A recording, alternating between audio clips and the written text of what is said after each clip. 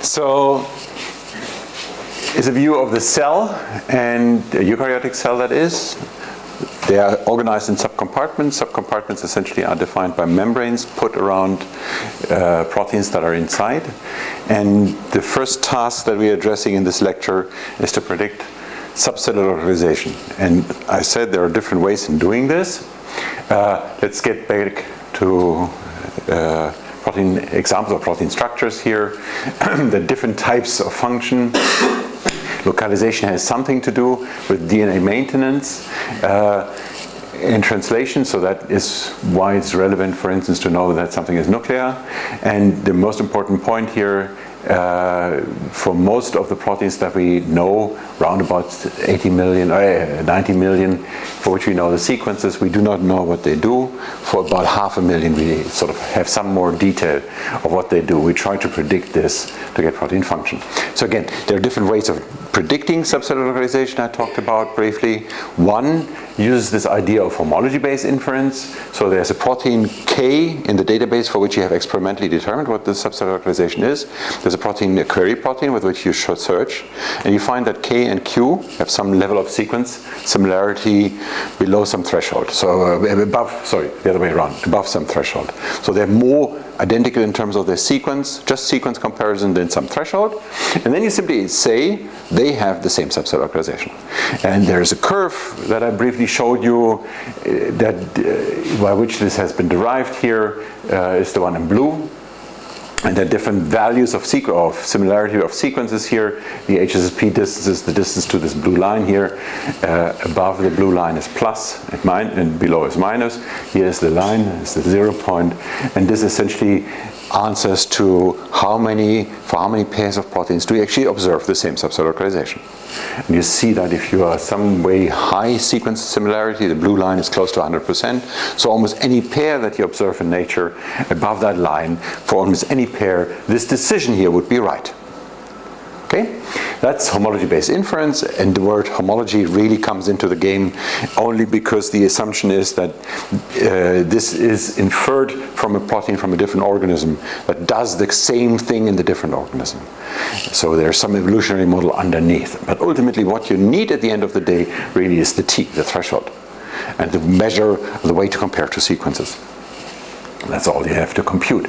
I talked briefly about text similarity. So that's the case when you have a record in the database or in PubMed, so in a database of publications. And in this database you have all kinds of descriptions of the function, but you happen to not find the word nuclear, or not any word that relates to subcellular localization. Then from these words you try to infer that in fact it's a nuclear protein. Expert would recognize that because transcription happens in the nucleus. So this is a transcription activator. It's a protein that helps in making transcription happen. That means it has to be in the nucleus. But this is the kind of thing that a machine wouldn't know. And in order for a machine to learn that, what you do is you look at all the keywords. So you essentially look at all the proteins for which you know the subcellular localization and have the keywords. You grind up these keywords. You find a set of keywords that are such that they are not found in several subcellular localizations, such as that, most likely found in every single subcellular localization. You find the most informative keywords, and that builds a vector of the most informative keywords. In this particular case shown here are 4 different keywords. The vector has several hundreds of keywords, and then for every single protein here in the raw, you essentially have the keyword is there or the keyword is not there, defines a vector, and then you try to map this vector and sub-vectors thereof to the database that you have, database of the proteins for which you have keywords and subcellular localization. And for a new protein for which you only have the keywords, you simply match the vectors. You take the vector, or you take the annotation that is for which the vector is the closest. Okay, simple idea.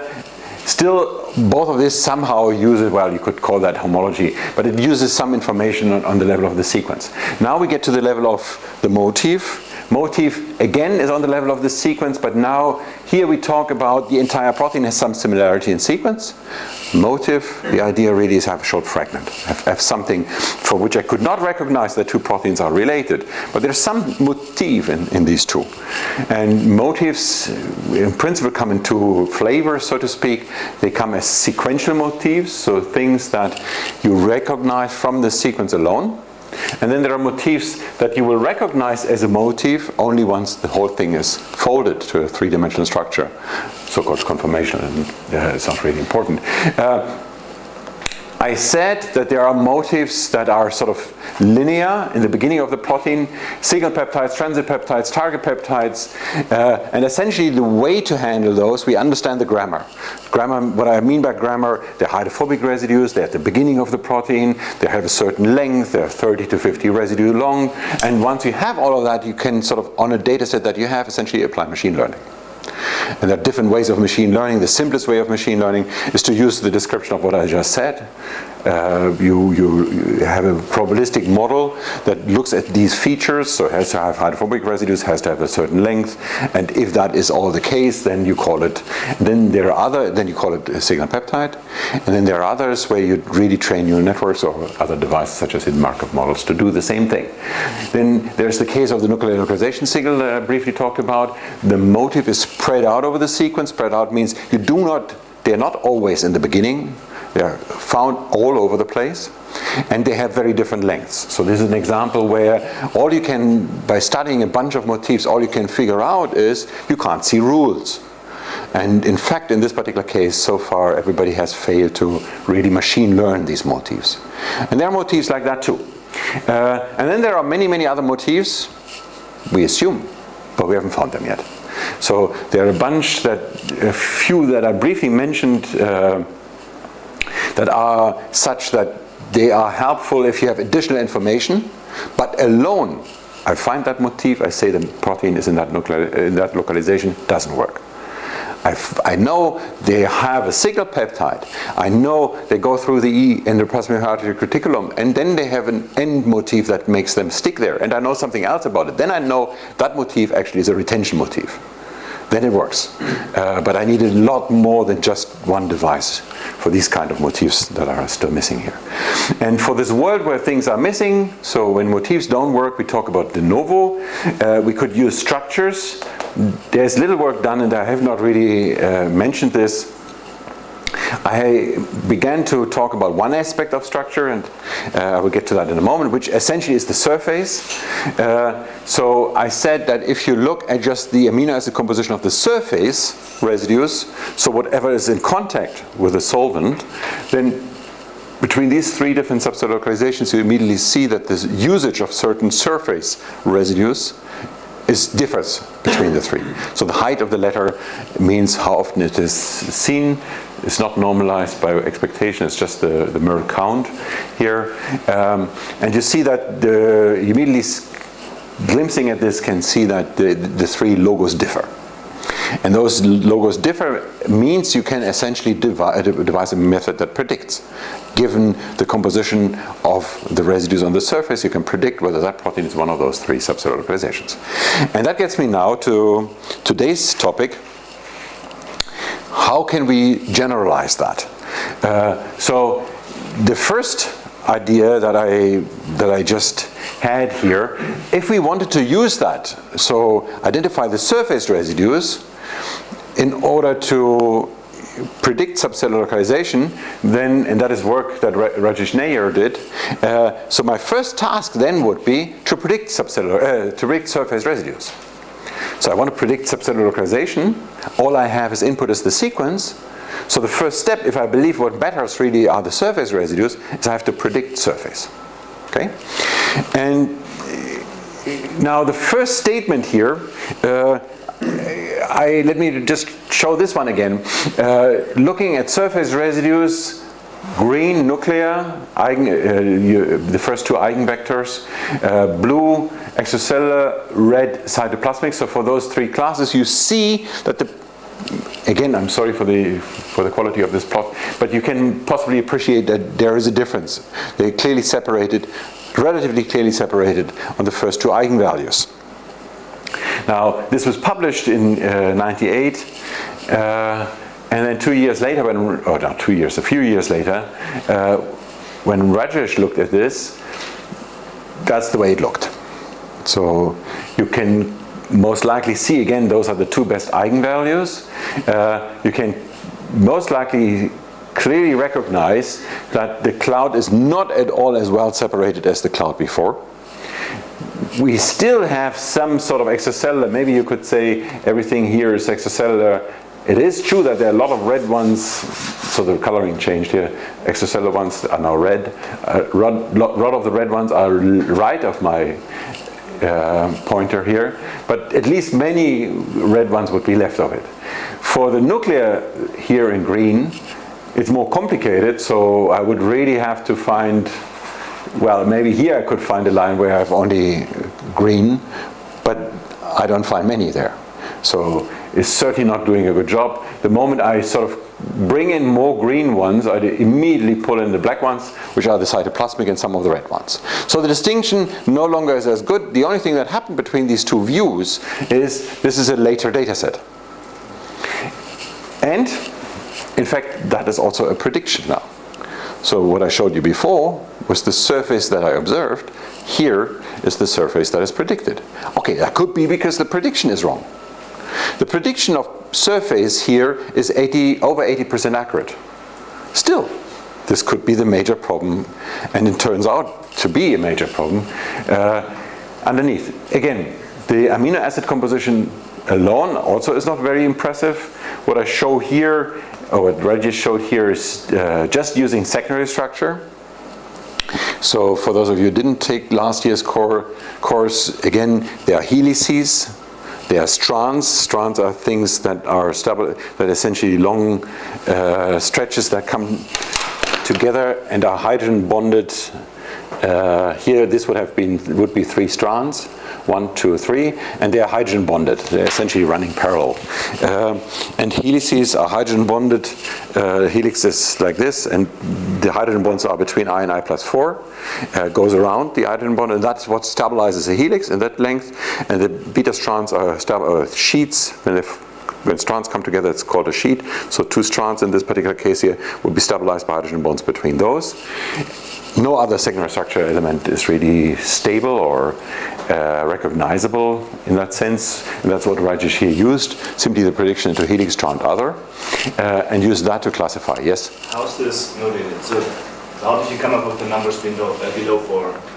So this essentially 0.4 L means loop or other state. Yes, but how did you come up with the factors? So this essentially is an eigenvector decomposition. So you simply take the vectors and you find the vector that best separates the data. If given, so this is optimized on the constraint here is if you have only 2 values to separate it by. So if you have to separate it on 2 axes, yeah, it would also, of course it would help a lot if you would take the same seed again. Oh, I need a better picture. We need a new one. Half the people here are not on the picture. So you're not here, right? I'm not here. So whoever is not on the picture, please still write your name. So in fact, the people here, Daniel? No, you're not Daniel. I'm not on the picture. Sorry. Well, we have to take another picture. Okay. This will take until next year. Okay. Anyway, so then essentially this means it's a vector as a fraction of all the 3 features. It's meaningless. I mean, and that is also why there are more symbols here. Because this is a vector essentially of 20, it's not completely written. This is a vector of 3, and this here is everything together. And again, so this is not complete. So there's only the dominant values here. Okay, this brings me to a brief discussion about neural networks and SVMs. A quick run through. I assume that you have heard the term machine learning. Essentially, the idea is the following. In the simplest implementation, you have an input here in blue, and you have an output. some value. You have a connection, a junction, that connects this to the here and this to here. And ultimately, the way to see it mathematically is you have a vector of the input here. That is a unit and that is a unit, to a vector with two components. And this is a two-component vector, right? And you multiply these two component vectors, and what you actually do by that is you project one vector onto another. Geometrically, in a geometric interpretation. Now comes a step function. Now, essentially, this is, you integrate here by summing. Okay? And that is in fact this projection of a vector. Now that is what comes in. What comes out is filtered through a function, and that function is just a simple sigmoid. So simply you use something that for very high positive values is switched to 1, for very high negative values is switched to 0, and something in between. Shown here is the hyperbolic tangents, but it could be a typical sigmoid. The typical application in fact is a sigmoid, but it works the same way. So that in fact would, in a geometric interpretation, you would say, you ask what's the projection here, and is it larger or smaller than something, right? And if it's larger than something, you switch it to 1. If it's very much smaller than something, you switch it to 0. That's the nonlinearity in this. What you can do with this device is you can classify points. Sorry, another old slide here. So this is an open. Why is it so bad? It's also bad here. This is an open circle here, this is a closed circle or dark, filled circle, and you want to essentially distinguish these two data points. So say we began with this initial confirmation here, then put some values in here. So this is 1, this is 0, and say in the initial situation or setting here, the connections would all be 1. Okay, then essentially again what you do, the math is you multiply the value here times that value, multiply that value times that value, you sum it all up, and then you apply this hyperbolic tangents. To train a device, this device, the neural network, what are the free parameters here? So this is the input, this is the output. If I want to train a device like that, what is given? You can change the weights, right? You can only change the weights, right? The input is given because that's the samples you want to classify. The output, typically that implies the way you want to classify them. Open or dark, open or closed. Or in some other way. So all you can adjust are these connections here, the weights. And you will adjust these connections such that you get what you want. And that ultimately is done by, so you compute an error, what you have out minus what you want. You square that, you simply do the square because you want to make it sign independent here. That's the error.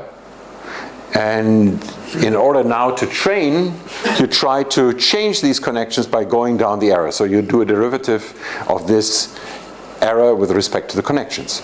That's the entire idea of a neural network, and that's the entire algorithm already right there. So it means doing the derivative of the error with respect to the connection. Ultimately, what it means, if you have, these are the connections, I call them junctions here. This is the error landscape in some complex landscape, and ultimately, doing the derivative means you always go downhill. Okay. Now the problem with that, always going downhill here, if you strictly did that, you could be trapped in local minima. So you have to somehow allow an uphill move. I'll show you that in a minute. Let's call it a hack. And then you can sort of go down and down and down and down. That's the idea. The way to do it, if we train here in round 1, say this is the example of the dark circle, this is the example of the light circle here. So it's 1, 0, and this is 0, 1.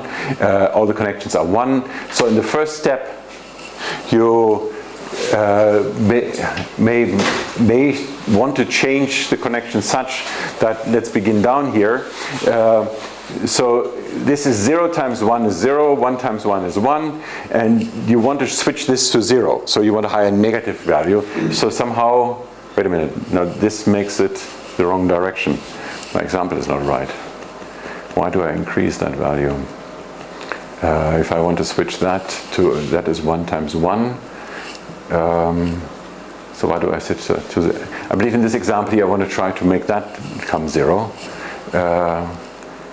Anyway, so I should have switched this to, I'm trying to make this here minus. So why I chose this as an example, I don't know. So I tried to put this to a minus, or to a 0, and this to a plus, so I have to increase these values here and decrease these values here. And that essentially is, you look at the error that you have and you correct the connection such that you get what you need. So again, in principle what you do by that is you introduce a line to separate these points. And there are different lines shown here. And they all would be valid. They all would in fact converge in this algorithm that I showed you, because they all, in this particular case, classify 100% of your points. Okay? Now, what is the line that I can use to distinguish these two types of points? Of course, it's this one here. I mean, again, there are different lines, and there's C in the room. Many people already know this issue. Indeed, I never said that it has to be a straight line, but for the algorithm that I used, in fact, is essentially a straight line in 2 dimensions. So this is not allowed. If I want straight lines, the only way I can do it is 2 straight lines. I cannot distinguish them by 1 straight line. And 2 straight lines ultimately is the idea of introducing what people call a hidden layer. So in the hidden layer now, the red ones here, it's called hidden because this is the input, that's the real world, that's the output, that's the real world, and that's some computation in between. Okay? And all this hidden layer here does, it allows you to introduce more cuts or more lines to distinguish these points in space. Now, in this analogy that I have here for the number 2, it's really the lines that I show you. Now, in reality, the complexity is a little bit higher. You have a higher dimensional input space, you have a higher dimensional output space possibly. So immediately my simple 2D drawings are no longer really capturing it. So what essentially we do is hyperplanes in a higher dimensional space. And what we cannot say is that essentially by adding new hidden layers, you introduce new lines. You simply, by increasing the number of hidden units, you introduce more complexity or allow more complexity, and that translates to introducing more lines already. Okay? The computation is the same as before. So you take the input, you multiply it with the connections. Yeah. So the dot in the hidden layer is the line, or no, that hidden layers. No. So this is not. So this is essentially a state of a unit that has no meaning for the outside world. It's not visible, that's why it's called hidden. The connection here is the connection, so again, the way this now works is you multiply the value of this times that times that, and that you sum as input here. You apply hyperbolical tangents or some sigmoid function, and that determines what goes out of this. What goes out of this is multiplied with that unit, and the same thing all over again. So if one with the analogy of the lines you explained before and the hidden layers, so the number of the hidden layers is the number of the lines. Oh, sorry, these lines. So again, in a 2-dimensional setting, indeed. So for the 2 input units, for the example that I show, I should get the animation out here. For the example I show here is the introduction of the hidden layer of the 2 hidden units allows you to bring two lines. Okay, that is true. Now, the question is, how would I do 3 lines? And the answer is not by having another hidden layer, but by essentially having more hidden units on the same layer. And then we are sort of losing the simplicity of. Then it begins to be no longer true or strictly true what I'm saying, because we're talking about a higher dimensional space. So then the line story is no longer a line; it's a hyperplane. Okay? And then essentially by the number, so let's just stick to the correct language here, by blowing up the number of hidden units, you increase the number of hyperplanes that you can use. Okay? In a higher dimensional space. Yes? Can't you solve the XOR problem without a hidden layer? Because you have the nonlinear actuation? No, You cannot. So again, so you cannot separate them with a straight line, and what you have here is a... We don't have a straight line because we have nonlinear functions. We still, no. It's a nonlinear decision. And the nonlinear decision, the point really is inside, outside. Okay? So we make a decision of the type, the nonlinearity simply uses, or leads to the situation of saying this is below or above the line. And that creates different classes. That's the nonlinearity. There's no other nonlinearity in the game. That's the only essential point. So essentially in the sigmoid, going back here, in the sigmoid this is a trigger. And the trigger only decides my points fall to the zero group or to the group in between. In between it's a local linear process.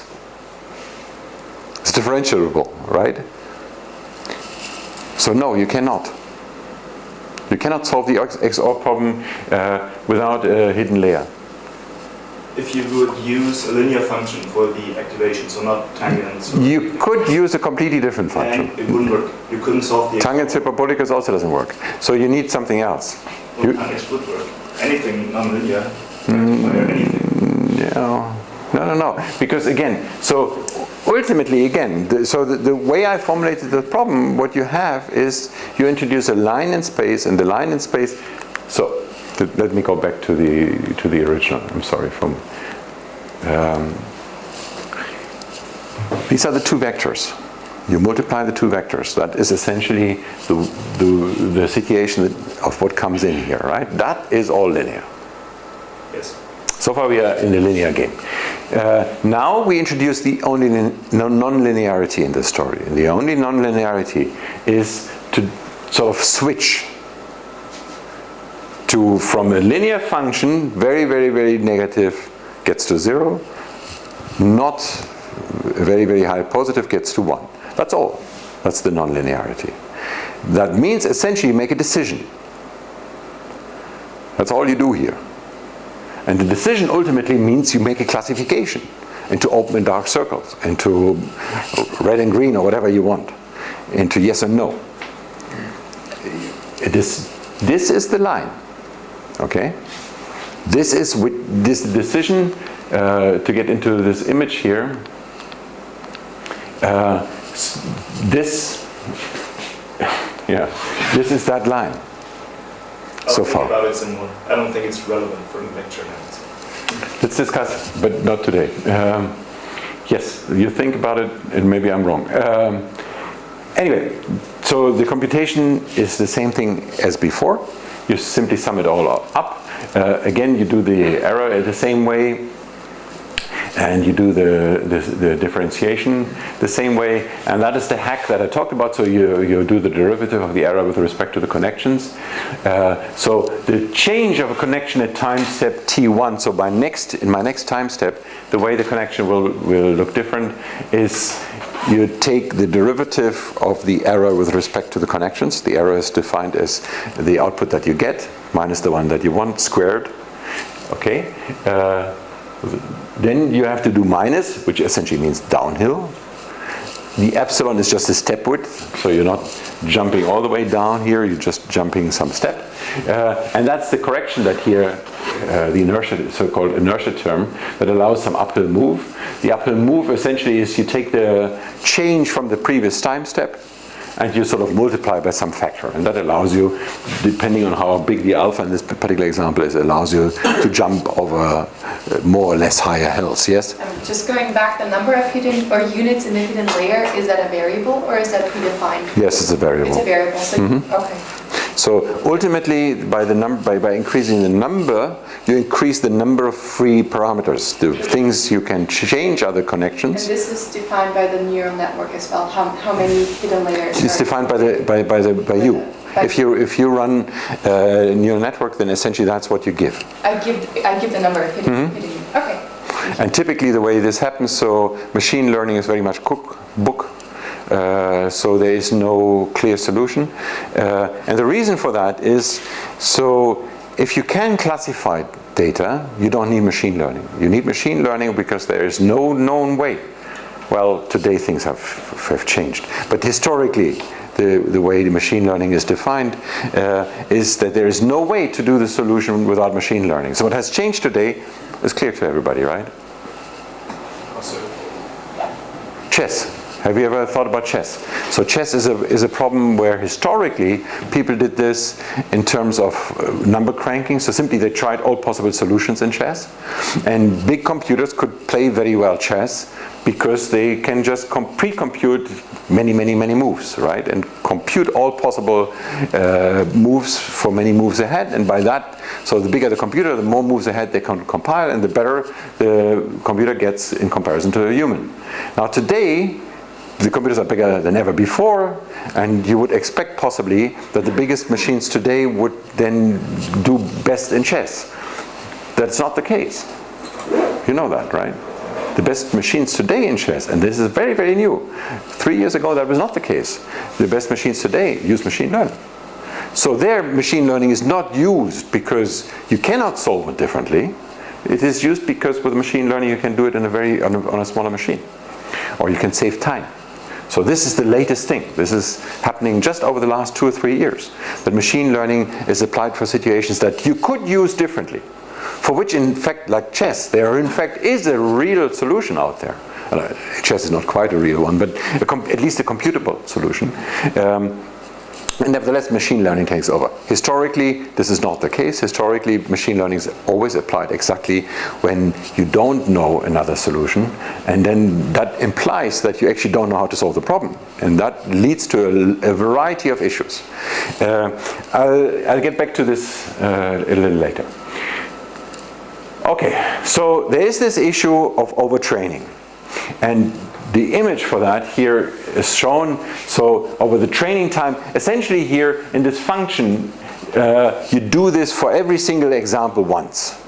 Okay, you present an example, you change a little bit the connections, you present a new example, you change the connection, okay? And the training time essentially is how many examples over the time you have presented. And this is some score of accuracy. So 100% means you have a completely correct solution. And there are two different data sets here. One in green, that is the training data set. And one in blue, that's a holdout set. What do you do with a holdout set? You just use it to verify in the end, to test your algorithm. Why do you need that?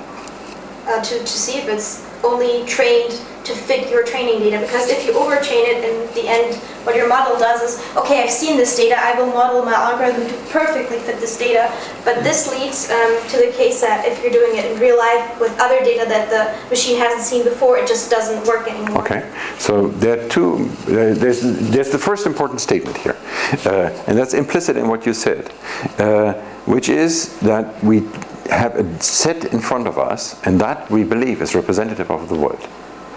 We assume that the data set we have in our hands represents what we will see tomorrow. Okay, that's the first step. The second step is we divide this data set that we have today into two parts. And I will talk in more detail that 2 parts is not enough, but the simplest solution is we divide the data set into 2 parts, where one is often referred to as the test set, holdout set, there are different names for it, shown here in blue.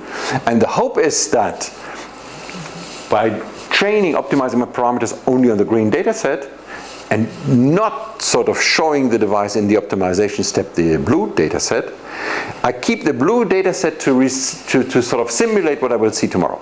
That's the idea. And because anything I do will only be optimized here. And here's an example for how it sort of assumed to go wrong. So if this trails off here for the blue data set, then we call this the point of overtraining. Because for the blue data set, I no longer do better. I do better until some point here of training, and then I do worse. And the interpretation of this is that after this point here, what I learn is learning by heart. What I do afterwards is learning by heart. While until this point, I sort of learn some generalized rules. That is why training the green and the blue improves. That's why I learn general principles. That is an interpretation, okay? And then, in fact, the idea simply is to stop the training at that very point. Now, What if I took my blue data set to stop at this point? Do you see the problem that I introduced with that? Yeah? You use information from the validation set, so you need a third set. Yes, that's exactly what you need a third set for. So you do use if you decide stop train here, then you have chosen one parameter in the system. It's not the number of hidden units, it's not the epsilon, not the alpha, blah, blah, blah. But one parameter is when to stop training, and that is an important parameter. You've chosen that using the data set that you believe is tomorrow, and that you don't want to touch. Okay, so you can never do that, and that's why you need a third data set. I'll get back to this, as I said, again and again. Now here's a real life problem solved with a neural network. So it's a while ago now, where we simply, let's not talk about the detail. Essentially, what the device does, it learns HEL, so secondary structure, predicts secondary structure from sequence. And when I use that device, the actual real life situation, this is red here, the training set, and pinkish is the test set. So what you do see is that there is sort of a saturation. That's true. So there is some overtraining effect. But it's by no means as pronounced as the example that people always show for toy examples. In real life, the situation is much more complicated actually, because in fact, when you look at the pinkish one here, and if you really monitor the whole realm here, or the whole range of training time, you may wonder whether that is a better training time or that is a better training time. Numerically, this is the highest point here, but when you look at least some data, part of the data set, how much that goes up, this could be valuable or could not be, is unclear. Okay, let's get into a different idea that mathematically underneath the so-called support vector machine, coming from Vapnik. The support vector machine essentially is a similar idea, but there is one major issue, one major difference. And so typically when you see presentations of, so going back to Vladimir Vapnik, the SVM, we have an original problem where the points, I should have had some red one in here, are not easily separable. So you project it into a higher dimensional space. In this higher dimensional space, you can easily introduce a line to separate. And that's always the way it's described. Ultimately, this is exactly the same thing that the neural network does. There's no difference. The major difference really is on this slide. So the crucial idea of the support vector machine, and it really is the idea of Vapnik. He really worked that out first, and many people use that for applications. The crucial part here is the following: the neural network classifies two types of points. Here they would be the red and the green, by finding an average that best classifies these two sets of points. Here the philosophy is the following. Well, these 3 points here are trivial to classify. Very soon, most likely in my training time in the beginning, some points will easily be classified already, because they're so different between green and red. Let's not look at them. Let's just forget about them. Let's just focus on the points that are closest to each other and in different classes. So, for instance, here the two green and these two red here, a line through those in blue, a line through those in blue, and then find the line that is in between these two that has an equidistance between the two, so that optimally separates between these closest points. That is the idea. So you take a subset of all the points, small subset, can be 10% of the data points, and those, in fact, you pick those that are most similar to each other and classify those. Okay, you completely zoom into a different type of the distinction. And can you sort of see what the advantage and disadvantage of this would be compared to a neural network?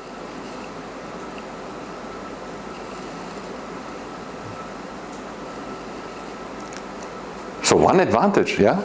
Maybe a SVM only even takes points or classifies points which are really very near to each other, and neural networks only takes points which are not very difficult to classify.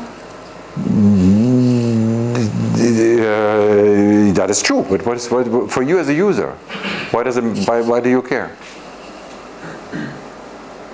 That's correct. Why does it matter to users? Well, if you assume that the majority of points is quite simple to classify, Yeah. it only leaves you like a small subset of those that you have to take into comparison. Yes, and why do you benefit? Reduces your computational load, probably. So this is that's an interesting idea, and that is in fact also true. So at least unfortunately now the problem gets a little bit more complicated. So you don't gain a lot of CPU. Sometimes you can, but you need fewer points, and that could save CPU. But since you need fewer points, the crucial thing really is you need fewer points. Full stop. So if you have a problem for which you don't have a lot of data, this may be most suited for it, because it can learn with much less data. Okay, so this is the great advantage of the SVM, and it's a big advantage. And in fact, in many cases, you're right, it takes less CPU. In some cases, it takes much more CPU, and it's not easy in an SVM to see one or the other. Essentially, all you can do is wait a few days and see that it doesn't work, and then you try some other input. But again, this is very difficult to you have to understand your data in order to apply machine learning right. It's a totally interesting, tricky field. Now, what's the problem? What can you imagine as a problem of this? So, great point, SVM over a neural network, you need fewer data points. I just ask one thing. What is the threshold of amount of data where you, for example, choose neural networks or where you choose SVM? Is there some sort of magic number? Yes, yes. In fact, let me answer the question in a very simple way. There are many magic numbers. Okay, you got the answer. And again, so let's begin with another way of saying it. There is a magic number. Maybe that is sort of the most frequent magic number that you have.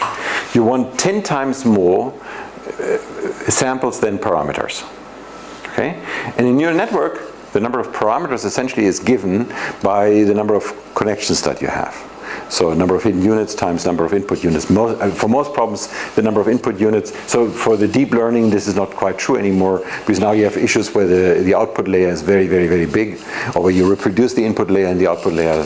But in the traditional sense of a neural network, you really have a relatively small output and big hidden, or somehow big hidden layer input, and then mostly the number of parameters is given by the multiplication between the number of hidden units and the number of input units. And then you want to have 10 times more for training, okay? Now, this is the most common number out there. And actually what 10 times means is we have 10 fingers, and if we had 8 fingers, people would say 8. Or 5 or whatever, right? It's very much driven by our fingers, and most likely you see already how nonsense this number is. Why is it nonsense? Is because it depends on the overlap in the data. It depends on how complex the data is. If the data, in fact, needs very few hidden units, it's less complex. And if it's less complex, then this ratio is different. It has to be different than when it's more complex. How can I measure the complexity of the data? Well, I could look at sort of an internal overlap, but now we get essentially into the issue. If I could describe how much overlap I have in my data, if I could completely describe the data, by that I don't need machine learning.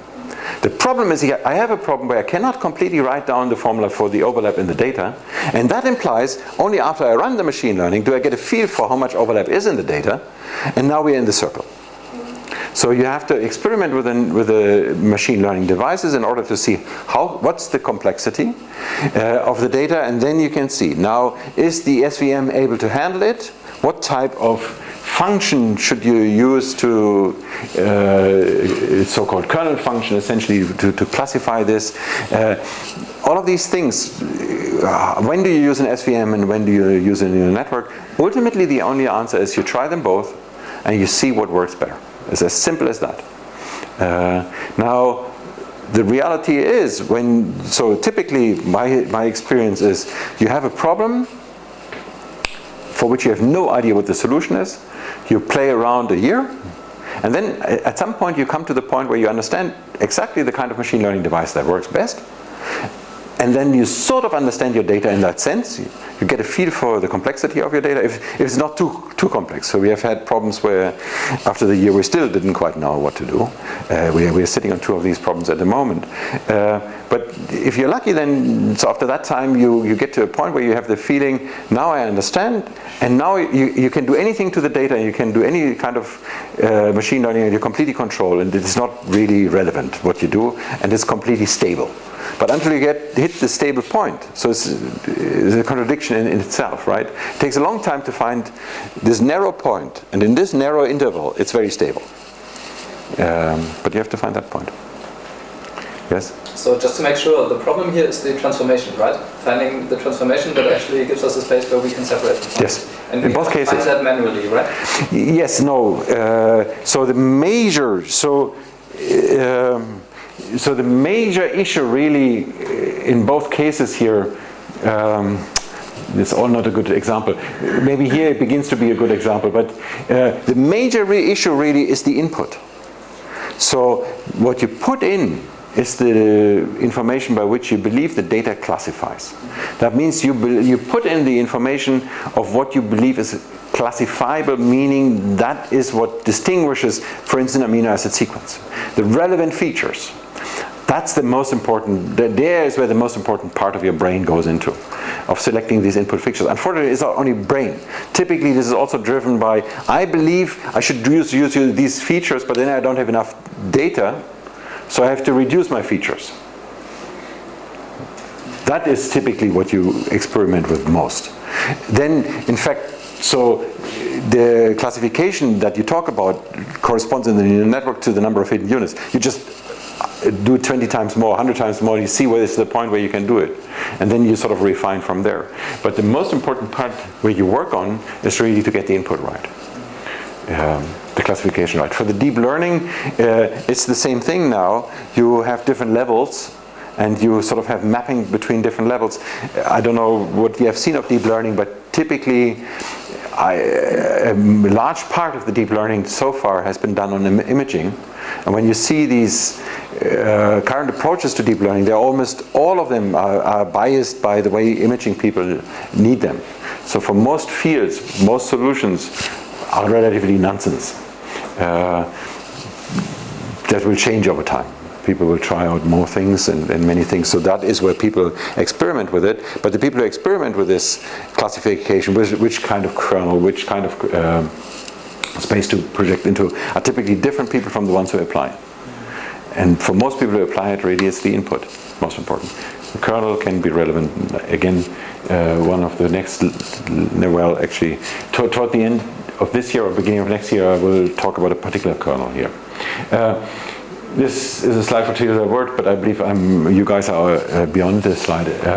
So the way but this is the input level again. Say machine learning of the best wake up time. So what's the best way to wake up? Well, whether you feel good in the morning or not when the alarm clock rings may have to do with how many hours you were awake the last day, right? So then you see whether this simple assumption is right. In some cases it works, in some cases it doesn't work. And so in this particular case, maybe you just want to put this onto classification, or you may in fact have another idea. Another important feature could be how many hours you slept, right? That may also help to not feel shocked by the alarm clock ringing in the morning. And so in this particular case here, with these two features, you see that you already have a very nice separation. And this is ultimately exactly the kind of thing I mean. You have to find the right input features that allow you to classify the problem relatively easily. Yes, it is sort of put into a higher dimension, and that is finding the functionality in a higher dimension. But ultimately, it all boils down to finding the right features here, right? And then essentially here, as you see, you do the simple line. Now, if you have a binary classification, then that is exactly what the SVM does. And if we had a three-state situation, the SVM, that's another sort of problem with the SVM. The SVM directly cannot classify more than binary. So the entire math of the SVM is optimized on the separation of two types of points. And everything beyond that, so there are hacks to that, but there are no generic solutions in the language of an SVM. While in the neural network, this is totally generically built in, because it's simply the number of hidden units. And in this particular case here, I show that you can have 3 hidden units. Now, let's get back to the issue of sub-cellular localization. And let's assume that the way we do sub-cellular localization here is we have 3 states. Extracellular, the blue, nuclear in green, and cytoplasmic, so everything in between in red. So how could we do this here? That's simple, right? We essentially have the neural network, and we have the 3 output units for extracellular, cytoplasmic, nuclear, for instance. Easy. How could we do that? With so here's the solution for a neural network. How could we do that with binary? So with an SVM, yeah? 1 against all, and then winner takes it all. So the highest value. So everybody understands that. So essentially we do 3 different devices, right? Here it's shown in a neural network. So that's what you meant? Yes. Yeah. So we have 2 output units. So again, it could be an SVM. I show it here in a neural network. Historically, this is the first we did on this. So this one does extracellular versus other. This does nuclear against other, and this cytoplasmic versus other. Okay. So you really think the 3 classes? How can you otherwise? So the next step will be you choose the one that has the highest distinction, right? And if you have only 2, you cannot do that. So if you have only 2, you would have to.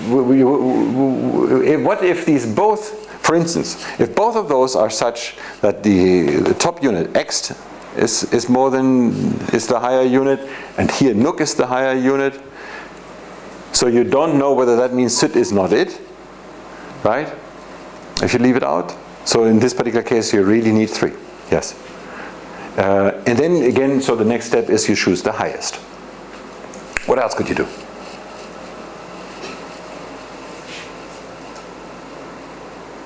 Well, one way could be to you stack in this particular case here again neural networks. So essentially you put the one that does. Oh, this is yet different. I'm sorry. Oh.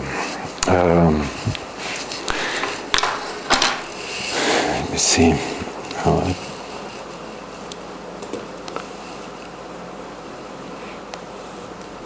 No, I'm going in a different direction there.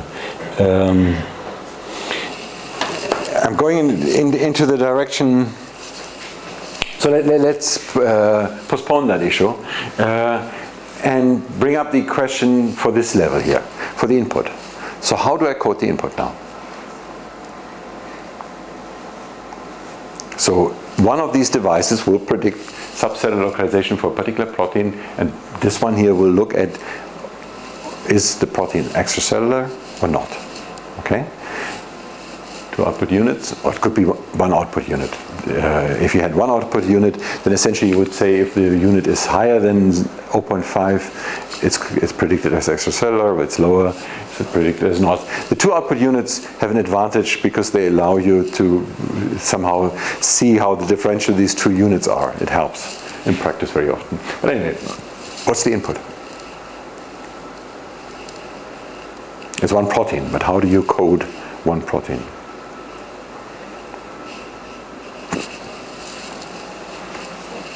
I mean, that depends on our hypothesis, actually. So we could try very different things. We could use frequency of amino acids, the composition of a specific protein, surface composition, the size of the protein, or all kinds of things, I guess.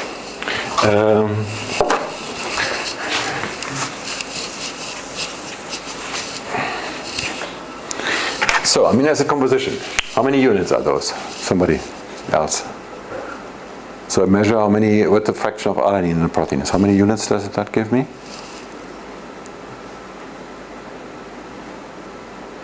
Yeah? There are 20 units. So 20, right? That's the AA composition. Then he said size. Not sure how to code that. We have a reason to code that by 4 units. Essentially 4 units is because proteins, I showed the length distribution is very extreme. It's not really easy to talk about an average number. There's another statement that says an average domain is about 100 residues long. So somehow we cannot code the number. So some proteins are 30,000 residues long, and some are 30 residues long, and that is why we cannot just take the length as is and put that into one single number. But length clearly, so the way we do it, if the whole thing is longer than 500, then the 1 unit is full. If it's longer than 250, 125, and 60. So essentially we have sort of logarithmic way to fill this unit. So length would be 4. What else did you say? Solvent accessibility.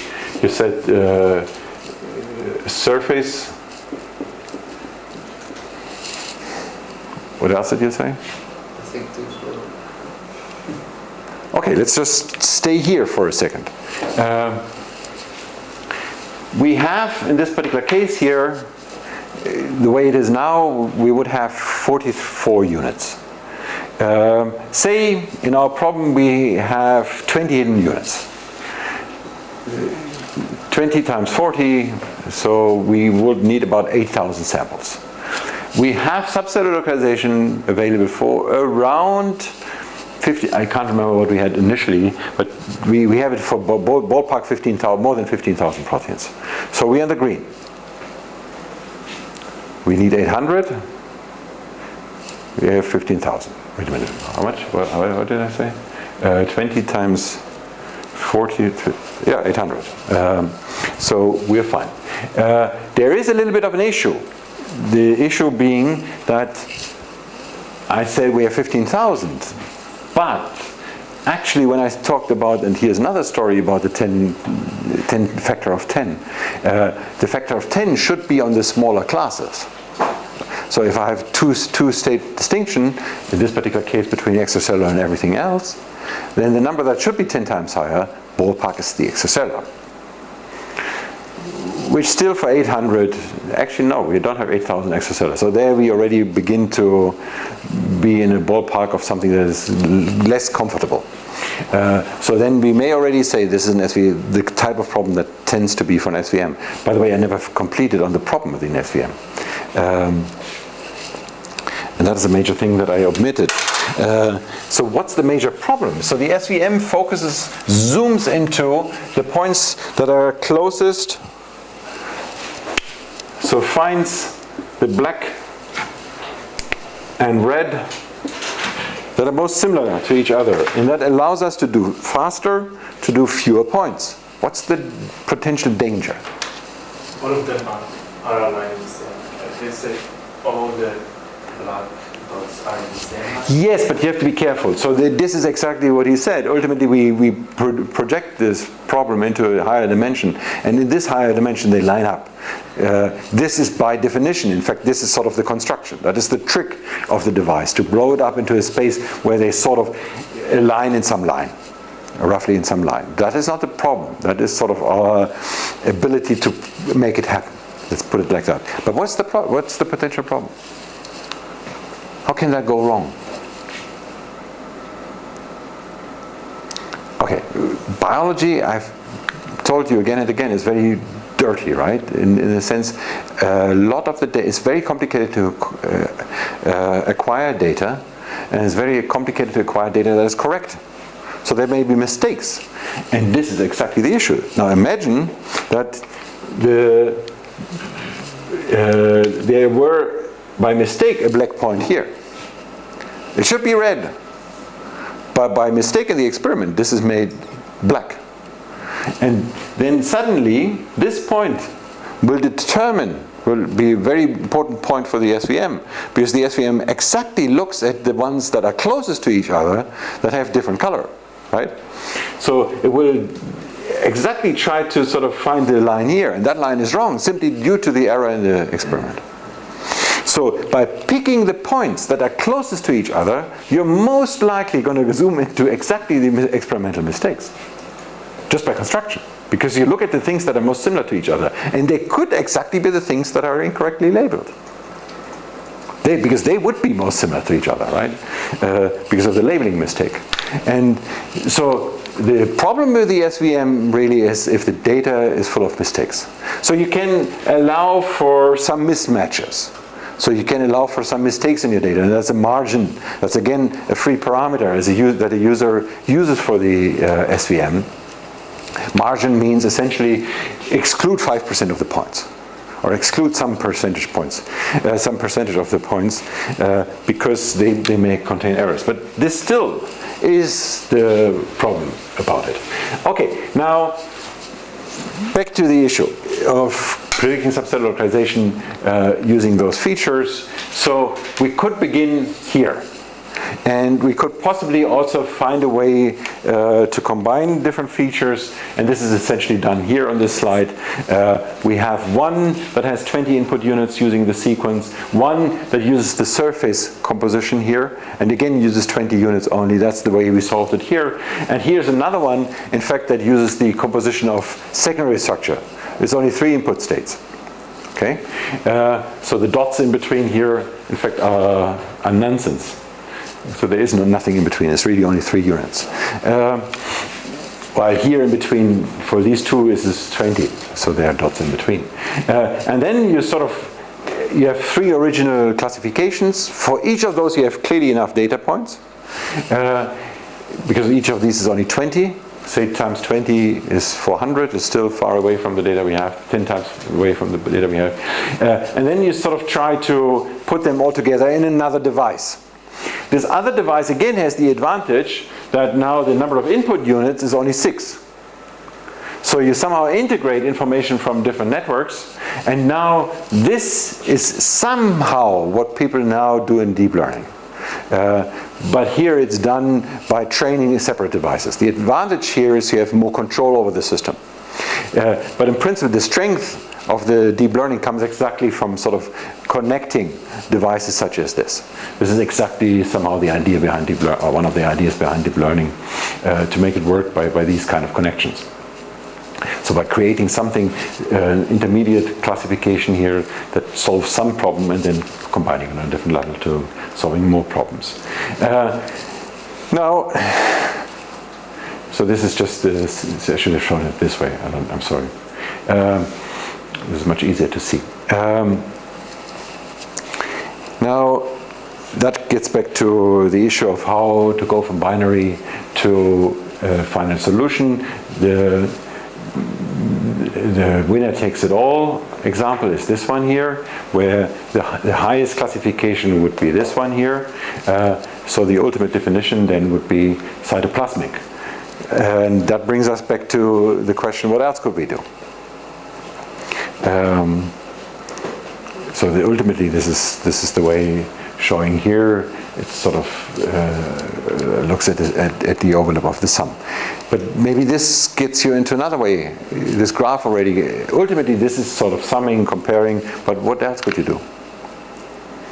Does that image here give you an idea what other solution you could find to getting from binary to a final? So other solution meaning not take the highest. Putting in some, let's call it structure, but not protein structure, but some hierarchy or something. Any idea? So one idea, yeah? Like a decision tree. Exactly. Exactly. That's exactly the idea I was fishing for. And now it gets slightly more complicated, but it's essentially, in a minute you will understand this is exactly what you said. So this is a graph of the sorting mechanisms in the cell. So there's one between cytoplasmic and nucleus. This is the secretory pathway here, the direct path to the mitochondria. So the first idea, when I put a decision tree into the story, why not use the sorting of a cell? Why not take this image and project it into doing an architecture that essentially does something like that. So if I did that, then, and now in this particular case is an SVM here, this could be the neural network I showed you before, any kind of binary classification device. So on the first level, you simply ask, is it going to the secretory pathway, so the center path, or is it going to something else? If it's going to something else, it could be the nucleus, the one that was here on the left, or could go to the mitochondria. And if it's not mitochondria, it's cytosol. And if it goes into the middle path here, along this one here, it could be endoplasm or particular organelles, or it could go ultimately down to the extracellular space. This is one way. So in this particular case here, I have 4 devices, but I actually now have more states. Can you immediately see, and here I should have seen that before. So one big advantage of this design is, if somebody gives you now data for ER and Golgi, and you didn't have that before, you can put into the same hierarchy that you already have just another additional classification point, right? You can refine. By getting new data, you can refine this tree in the end, right? You can keep the same tree and refine by adding new states. The chloroplast is plant specific. But now, can you see what the problem is with this tree solution?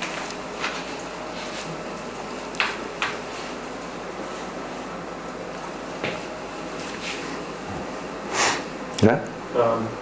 If I get the answer wrong at some level, then it goes... yes, so if my first decision is wrong, I can never recover from that. Well, the only way I could recover from that is ultimately going back to what you said initially, finding some other that is lower or higher, or saying this is a higher one here. I try both paths, and I say ultimately I get to a higher solution, so I call it a higher one. But then we are essentially back to what we said before, right? So then we don't use the tree. If we stick to the idea of the tree, then the problem really is wrong decision, no recovery, or no trivial recovery other than hack. And the hack, again, the tree works better than the winner takes it all, which means getting back to the hack would not work better, right? Yes, I make mistakes, and this is the problem, but overall I do better with the tree, so going back to it is not the right hack. So how would you then decide what you put on the top?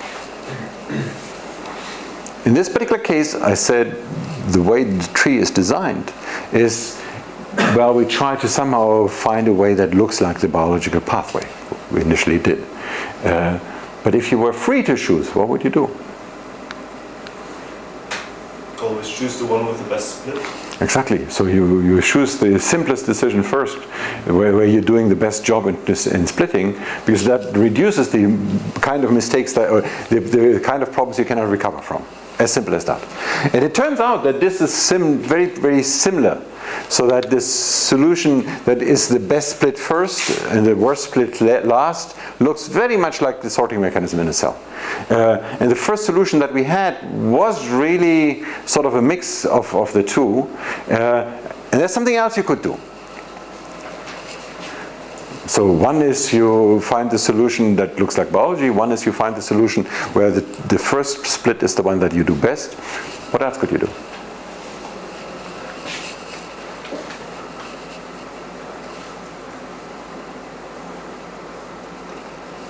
Just open the whole thing. You have enough CPU. What can you do? Could do a random forest. Yeah, no, but yes, that's true. But that's a different classification device. And in fact, the random forest, in some sense, has the answer. You can build too many trees and then see. Exactly. Try them all. right? Simply find the tree that does it best. As simple as that, right? Ultimately, somehow that is the idea behind a random forest. But in this particular case, the number of trees, certainly for the initial problem, was limited enough so that you can actually do it. And funny enough, our original work was published here in 2005, and a few years later, I was on a defense in France where somebody had done exactly that. And it turned out that the solution that we had was very, very close to the optimal tree. Again, pure, very similar to nature, very similar to sort of a good idea of taking the best decision first, and in fact almost identical to the best optimal tree. So the best of all possible trees. Why that is the case, I believe now you can sort of begin to speculate. Biology finds the solution that is, I don't know. But anyway, I believe for today, here's where we are going to stop it.